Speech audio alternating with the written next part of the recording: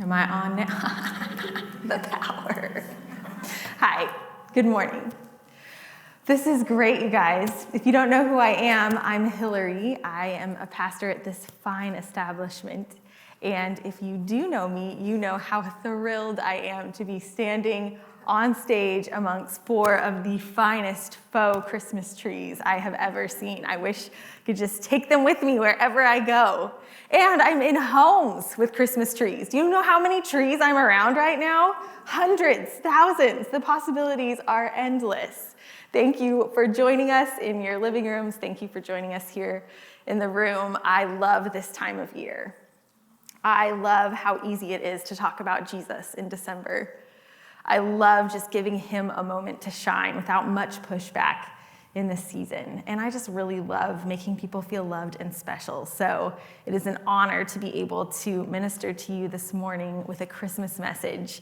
I hold it very dear to my heart, which is what I want to let you in on this week. I was on quite a journey with Jesus. I started out Monday in my office in a time of worship over this Sunday for you. I was praying for you. I was asking God to help you, to be near to you this week, and to give me a word that might actually add value to your life.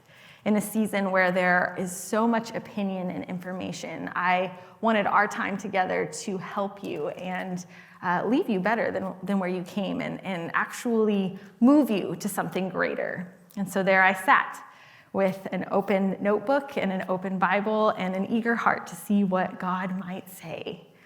And I said, okay, it's Christmas. Here we go. What are we going to talk about? Love, joy, peace, or hope? And I heard humility. And I said, sorry, I probably asked the wrong question. It's Christmas, your birthday. We don't talk about things like humility at Christmas. We talk about love and joy and peace and hope, right? Which one of those things would you like to talk about? And there was humility. Okay, this is different, but I like it. I see where you're going with this. I can see you, God incarnate, God with us, God of heaven and the mysteries of the world who has come into our brokenness humbly. The word humble being derived from the Latin words meaning low and to the ground. And you entered this hot mess express to help us, to live among us as this little, feeble, tender, mild infant, to grow up among us and ultimately humbly give your life for us so that we might be able to be reconciled to you. I like this. I like where you're going. Do you want to turn to Matthew? Is that where we should go?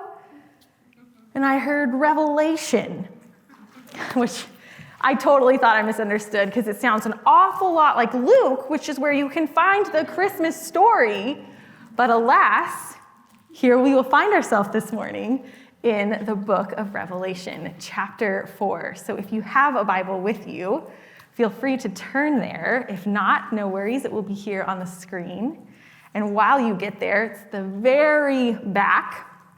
Let me give you a little bit of the context here. Revelation is penned by a man named John, who is super clear that what he is writing is his symbolic dreams and revelations of a heavenly perspective of history and current events that are meant to encourage us and build us up to give us hope for what's to come.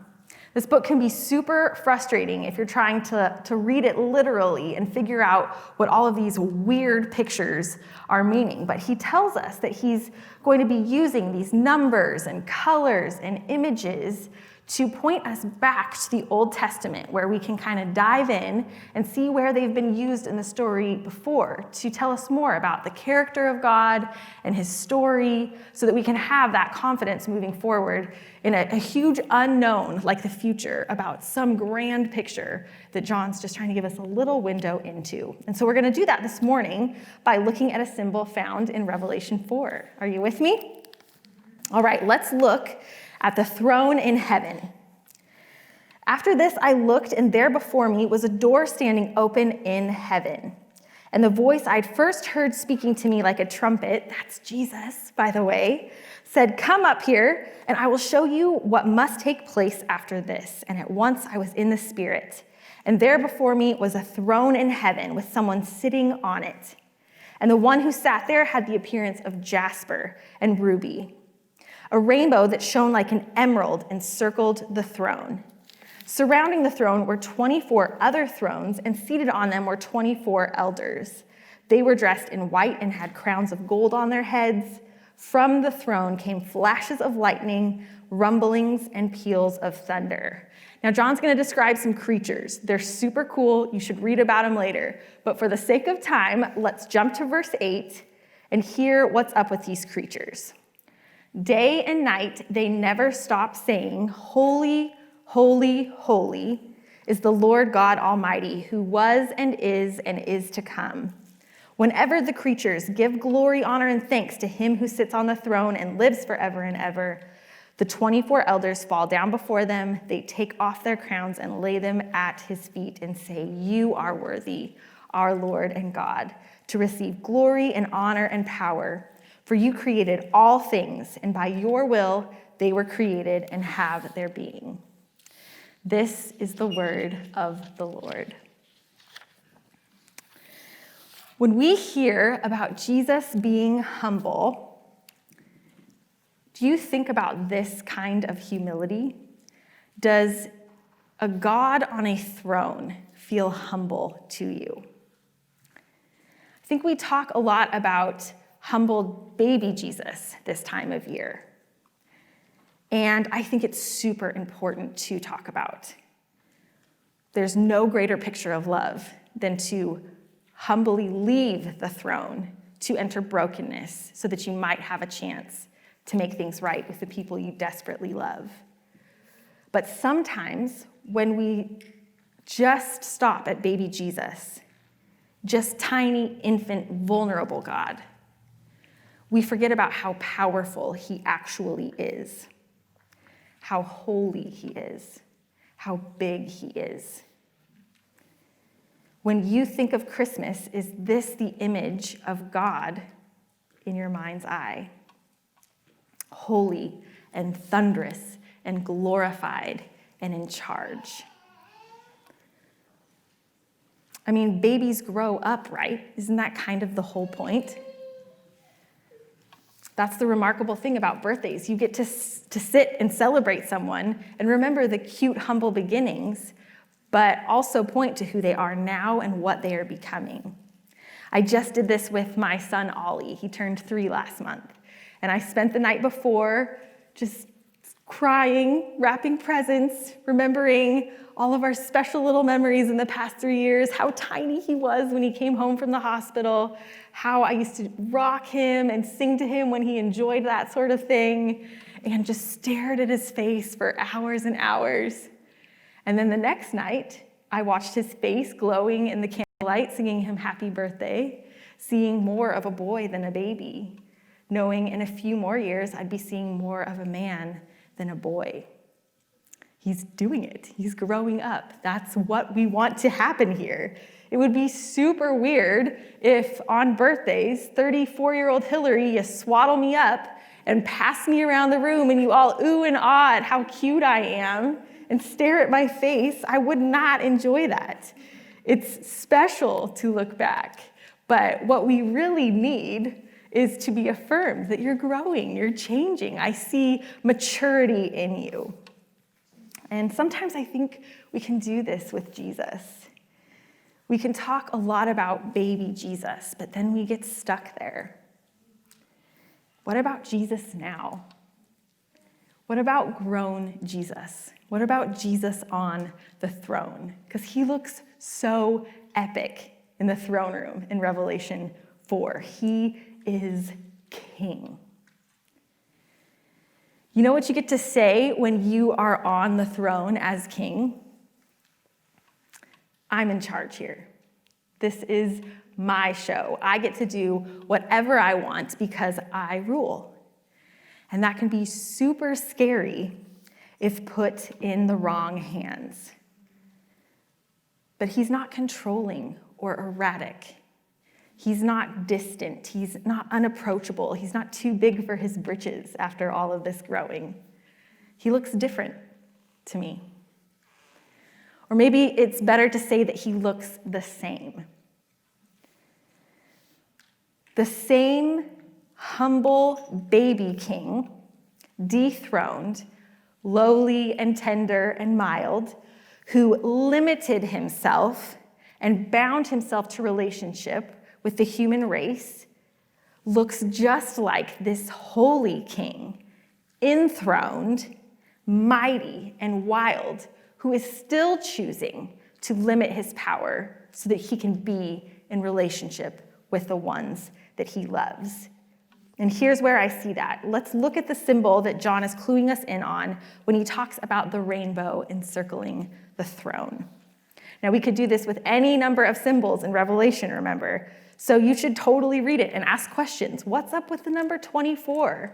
What's the big deal behind jasper and ruby? What about the lightning and the thunder? What does this clue us into about God? But the question I want to ask this morning is, what's up with the rainbow? We've seen the symbol of a rainbow in the story before, all the way back in Genesis, right after the flood, where God wiped clean the earth of all of its darkness, brokenness, sin, disease, and he pushed restart a little bit. And Noah and his family walked off of that ark into a brand new beginning and were met with a rainbow, which signified a promise. He promised that he would never destroy us again. And he tethered his power to our sinful inward hearts, promising that he would love us no matter what. He could have done any number of things here. He could have said, okay, clean slate, that was a hot mess, I'm not doing that again. Let's just forget about it. He could have said, okay, one more chance, or maybe like 2 more chances, or even 10 more chances. We would have not put up with that deal. We failed. He could have said, okay, I will push restart and see what happens, and as soon as this gets weird again, I'm bouncing, and y'all can figure this out for yourself. But he didn't. He said, I am with you in this. I'm not going anywhere. There is no plan B. I am not done with the story until we are reconciled. And that rainbow promise still stands here in Revelation as he is now surrounded by this rainbow boundary line. He can do anything, but he will limit his power, humble himself, keep himself within this area surrounded by his promise. Limitless power means he could cast us away, but he said that he won't, so he won't. Limitless power means he could leave us to perish, but he said that he won't, so he won't. Limitless power, choosing to be limited, committed to love, is a humility we could not even closely begin to comprehend. He could expose us, ignore us, punish us, desert us, but he won't. Because he's committed to loving us all the way home. Humble love from a baby, it's pretty easy to receive. You're a baby, what do you know? You think I'm amazing. But humble love from an all-powerful king can be kind of offensive. Because there's no hiding. He knows everything about you, all those flaws and failures. And yet he's still choosing to be in relationship with you, even though you really do nothing for him. How do you respond to a powerful God that loves us like that? Well, I would argue that you do so with humility. I think it helps to know who you are in this story. One of my favorite preachers, Jackie Hill Perry, puts it this way. She says, humility is just agreeing with reality. Humility is just agreeing with reality. We just need a little dose of reality this morning, a little self-awareness. And so I'd like to help you see who you are in the story by putting our storyline into the unmatched predictability of a Hallmark Christmas movie. Are you ready for this? Because I did not come to play. Let me introduce you to the plot line. Ladies and gentlemen, here she is, the belle of our ball, Candace Cameron Bure. She's so great, so great. Hey, Deej. All right, Candace represents human life in its most simple form, the way God designed your life to be. It's wholesome. It's trusting, maybe to a fault, just a little naive to the darkness out there in the world. Full to the brim with cheer, so much so that everyone around her is changed by it. She's got bright eyes, a positive heart, not afraid to work hard. She can literally do anything with a little creative ingenuity. Also, lots of lip gloss, just really so much lip gloss. Life is looking for meaning, for purpose, for something a little bit more than she's experiencing right now in her office job at a New York City nonprofit where she enters data on a very large and old desktop computer. But that's neither here nor there. Enter Nicholas. He is the kind, patient, sweet boy from the small town who has spent most of his life hidden, like helping his family with their family business, loving his mother. He's responsible, he's genuine, he's just magically good with kids, and he's a gentleman, so he would never say it, but he is madly in love with Candace. Looking back, you can see that he's always kind of been there, waiting in the wings. He's shown up at a few tragic or pivotal moments in Candace's life to kind of help her through them. But she doesn't ever seem to really notice him, looks right through him, super friend-zoned, hoping that one day true love will meet her and sweep her off of her feet. Which brings us to Jake. Oh, Jake. We know Jake. He's got a pop collar, he's got scarves, he's got driving gloves. The story isn't complete without a Jake. He is the annoying trust fund ex-boyfriend that has cheated on Candace several times, picks her apart, constantly thinks about himself. He's arrogant, self-centered. He wiggles his way back into her life time and time again, always shows up at the worst moments. And unfortunately, every time that he shows up, he gets booed. It's just what we do as the audience. We can clearly see that Jake is not the guy for Candace. We're just waiting for her to let him go so that the story can move on. But the problem is that the story can't reach the happily ever after until Jake sees that and he gets out of the way. Are you ready for the slap? You are not Nicholas. That's Jesus. Which means in terms of your life, you're Jake. I've never said something so mean. I'm so sorry. I just called you Jake. Will you forgive me? Hear me out. Jesus came to save your life, to heal you from the past, to provide for you here and now, to show you a better way to live, to make you fully come alive. He's in love with you, and given the chance, he could love you better than anyone or anything that you could ever imagine. That's scary. That takes trust. And it takes humility to bow out and believe that Jesus would be a better leader of your life. Yes, you are smart and you are capable, but you're also selfish and inconsistent and weak and you can't really control anyone. Thank you so much, 2020, for reminding us how not in control we are. You might have a good savings account, or a good education, or a good work ethic. But here's the deal. When compared to the love and lordship of Jesus, you're second best.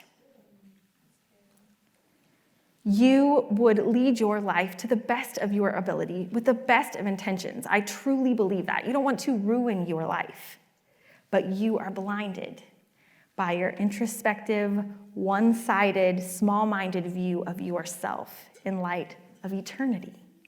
And if you're in charge, you're holding it back. How do we respond to the fierce and yet humble love of Jesus? With humility in return. And if humility is just agreeing with reality, then the reality is that we're Jake. And our life doesn't need Jake, it needs Jesus. Humility looks like bowing out, letting go. Look, you are God, and I am not. You would be better at this than me. And I don't get it, but I think that you might. So I'll let you lead, and I'll follow. I'll let you create this story, and I'll take my place in it as your creation. And an incredible thing happens when you do this. You get to join into the song of heaven with those creatures who are worshiping creation that we see in Revelation 4. And we get to join the song and boldly agree that God is holy. He is the only one that is worthy to lead this life. If you're looking for love and joy and peace and hope right now, and it's the furthest thing from you, what I want to tell you is that you'll only ever really be able to experience those things if humility is leading the way. You can't conjure that up for yourself. You cannot be in control of this life, but I know someone who is. Humility is the only way that a weary world could ever really rejoice, by falling on their knees. And when you do that, you don't just find yourself kneeling by a manger with a tiny baby Jesus on a holy night. You also find yourself on your knees in a throne room, worshiping a big and holy King. I think it would be wildly unhealthy and unhelpful to preach to you the benefits of Jesus without telling you what it would cost you. And that's control. And that's really hard and scary to let go of. I can understand why the good news of Jesus born to us on Christmas Day might not feel like good news if you were the one sitting on the throne of your life and you are asked to get up and let someone else take your seat. It's awkward. It's uncomfortable. And maybe weary, uncomfortable, questioning, frustrated is where you find yourself this December. And what I would tell you is that that's such good news. You're just a moment away from freedom. All that it takes is getting off the throne. When people encounter the presence of Jesus, it's rarely comfortable. For Joseph, encountering the presence of God looked like a pregnant lady that he did not impregnate. So he had to question. He had to work through confusion and suspicion, which led him to a humble trust in God's story. For Mary, saying yes to Jesus looked like morning sickness and labor pains and rumor and rejection. For the wise men, it looked like months of searching in darkness. For the disciples, 3 long years of questions met with vague answers and uprooting their life in the most insane career changes and public rebukes and submitting their whole life to the story only to see the man that they were following, his life just snuffed out in front of them with no explanation. And then finally and miraculously getting him back only to watch him walk away again and say, "You got it, take it from here." What?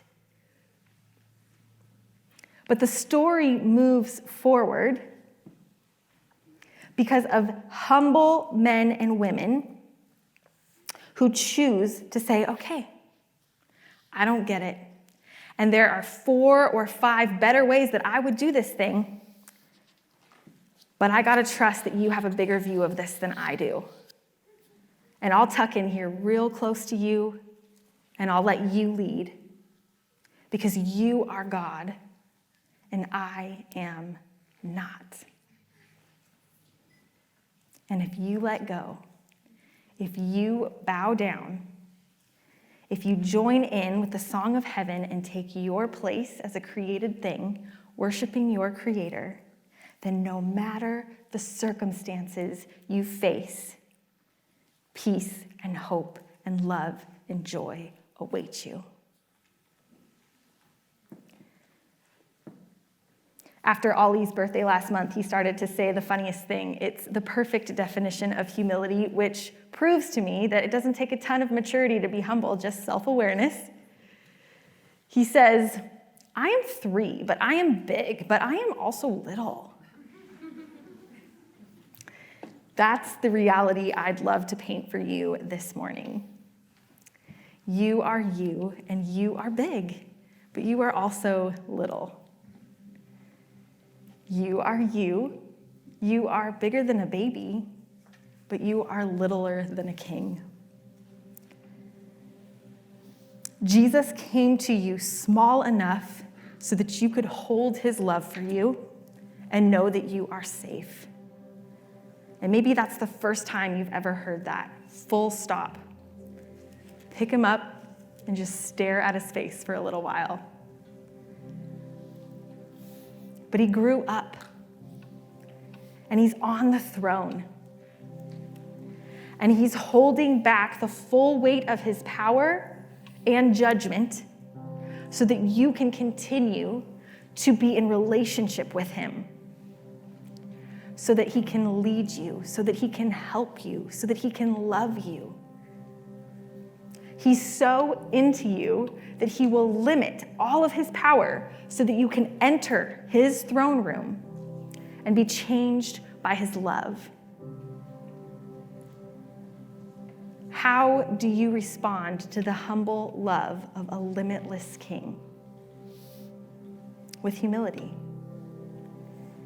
And if you're ready to do that, all that it takes is getting off your throne, giving him the seat. We haven't been able to do this in a while. I'm so excited we get to actually respond in worship right now.